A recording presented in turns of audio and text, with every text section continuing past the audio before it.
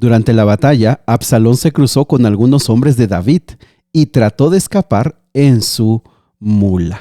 ¿Cómo va a terminar ese conflicto? Vamos a descubrirlo juntos en 2 de Samuel, capítulo 18. Qué gusto saludarte esta mañana. Te invito para que puedas compartir con alguien más este plan. ¿Cuál es el plan? Estudiar la Biblia todos los días, un capítulo a la vez. Invita a alguien. Seguramente lo va a necesitar y le será de gran bendición. Muy bien, pues vamos al capítulo de hoy.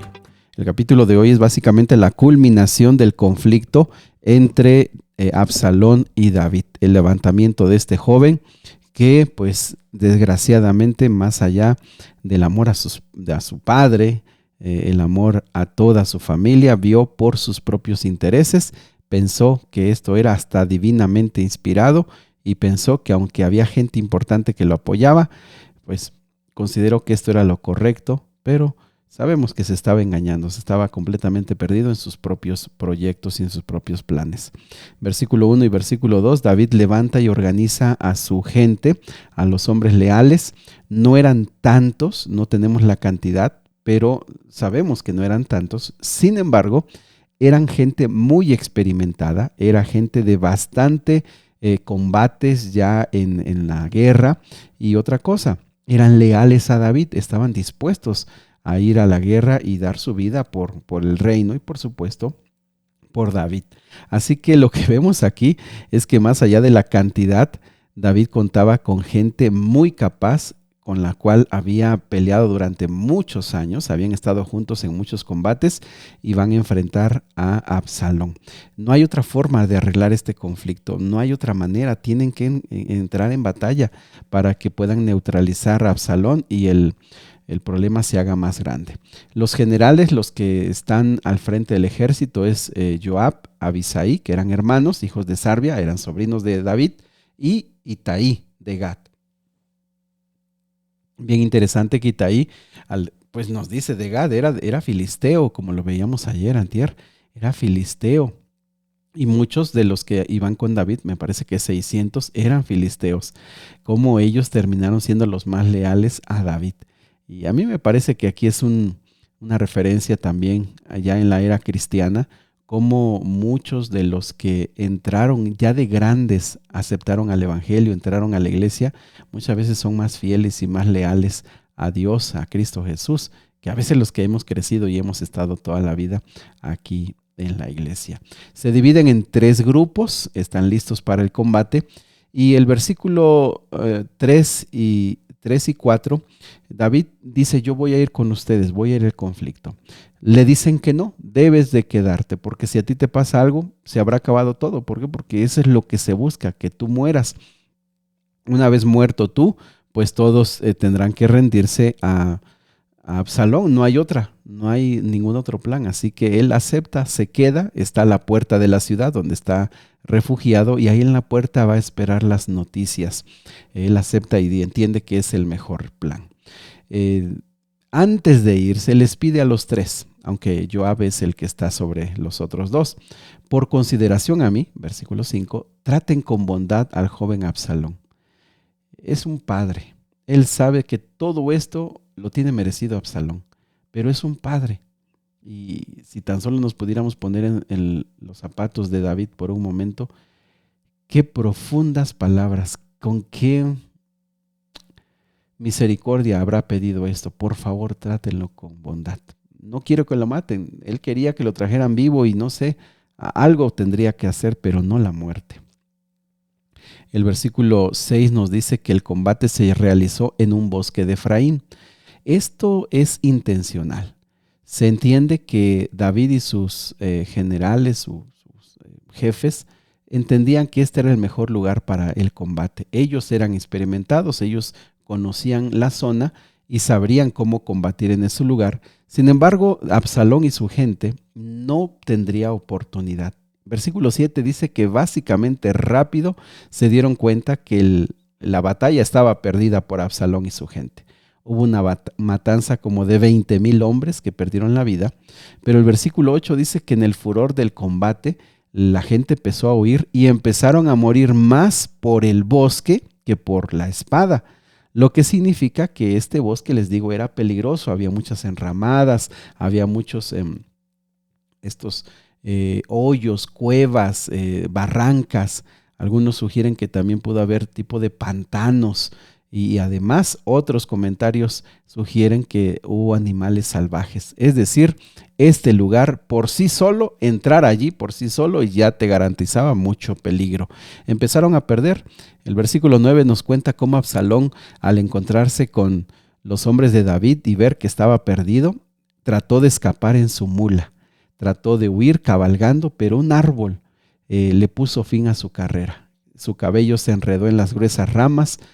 Se considera que pudo haber quedado trabado también del cuello y ahí colgado no podía hacer nada.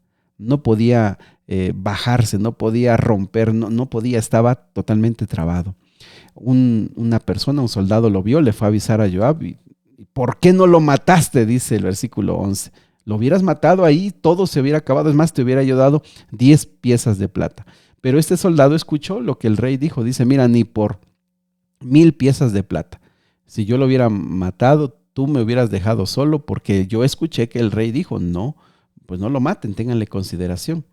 Joab dijo, párate ya de tonterías, tomó 3 dagas, versículo 14, las clavó en el corazón de Absalón mientras estaba colgado, y 10 de sus escuderos, básicamente era la guardia personal de Joab, los que andaban con él siempre para protegerle, pues entre los 10 dieron fin a la vida de Absalón. Pero algo interesante, el versículo 16 dice que hicieron sonar el cuerno. Esto era una señal de que se había ganado la batalla por uno u otro lado, y con esto los hombres de Israel salieron huyendo, cada uno a su propia casa, a su tribu, y Joab y sus hombres entendieron que si dejaban allí el cuerpo, David le podía dar honras, glorias, tributos, así que lo que hicieron, buscaron un hoyo y allí lo tiraron y encimaron un montón de piedras y se acabó el conflicto. No querían que esto quedara, que David lo pudiera poner como un tipo de héroe, poder darle algunos honores y esto levantaría a otros rebeldes. Mejor acabaron con él en ese lugar. Ese lugar, dice el versículo 18, que mientras Absalón vivía, él mismo había levantado. Nos da un poquito de idea del carácter de Absalón. Dice que levantó un monumento en el Valle del Rey porque no tenía hijos que perpetuaran su nombre. Ya habíamos leído que tenía 3, pero al parecer aquí se entiende que ya habían muerto. Lo que nos deja claro es que Absalón pues tenía ese carácter ególatra, ese carácter de buscar siempre la gloria, la fama, el honor. Lo vimos todo el tiempo, lo vimos todo el tiempo en su historia. Eso era Absalón. No le interesaba el bien del pueblo, y si fuera posible, que lo hizo, pasar sobre su padre, no le interesaba. Mis amigos, aquí termina la loca carrera de un hombre que se convenció de que él debería ser en su momento ya el rey, el próximo rey. Si quizá le tocaba, todavía faltaba tiempo. Si quizá le tocaba, le faltaba preparación.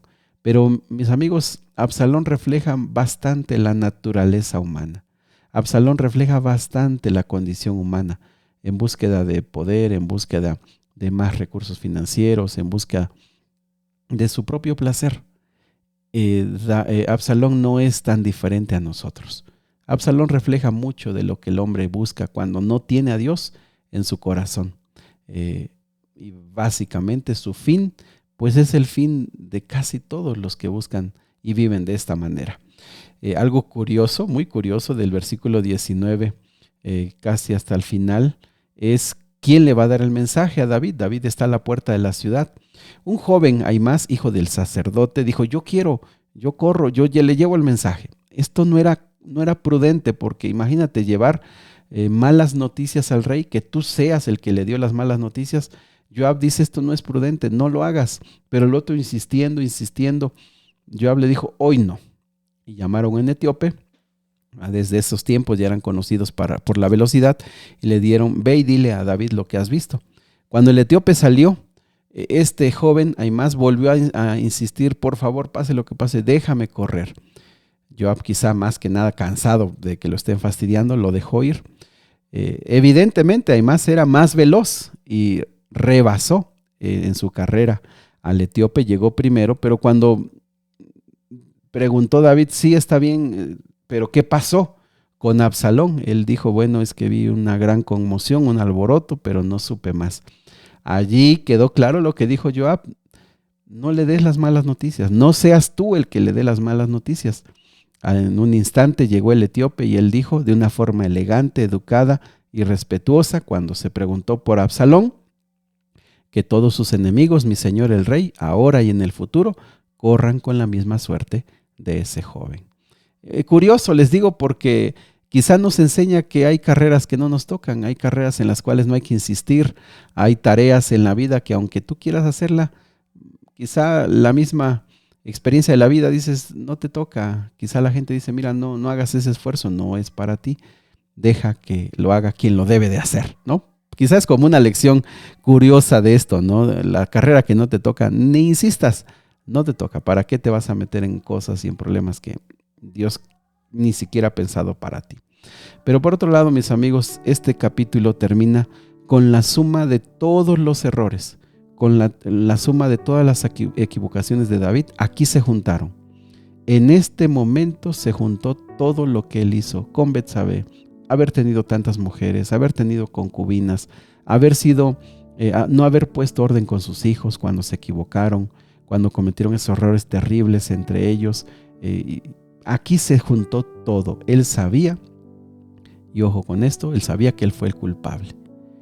Y amigos, si viéramos esta historia con otros ojos, diríamos, David fue un hombre perverso, un hombre malvado, un hombre que no merece ni siquiera haber sido contado como el gran rey de Israel. Pero mis amigos, también David nos representa a nosotros, con nuestros errores, con nuestros defectos y nuestras equivocaciones. Así David se humilló y reconoció profundamente sus pecados y reconoció que Jehová era el que estaba castigando y dijo que se haga la voluntad de Dios. Él sabe lo que es mejor. Con todo esto nos enseña la profundidad de la gracia, de la misericordia y del profundo amor que Dios tiene por el ser humano, por todos nosotros, que tenemos el acceso, así como David, de ser levantados nuevamente, de ser perdonados y de contar con el favor de Dios a pesar de tan grandes errores. El lamento de David resuena hasta este día, versículo 33. Entonces el rey se sintió abrumado por la emoción. Subió a la habitación que estaba sobre la entrada y se echó a llorar. Y mientras subía, clamaba, «Oh, mi hijo Absalón, hijo mío Absalón, si tan solo yo hubiera muerto en tu lugar.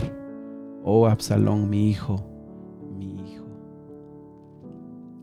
Creo que si tienes hijos, si eres padre, creo que puedes entender el profundo dolor de haber perdido a tus hijos por tus errores, por tus equivocaciones, por tus faltas, por tu falta de carácter, por lo que quizá en su momento no hiciste. Es real, David sufre porque esta vida es así, es real.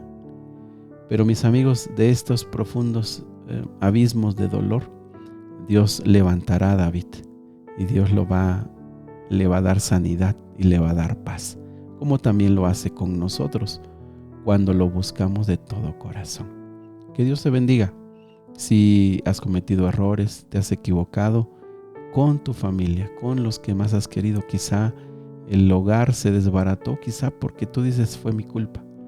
Quizá el matrimonio no funcionó y hoy dices es mi culpa. Quizá algo sucedió en tu familia y tú, más allá de buscar culpables, tú reconoces la parte que te toca.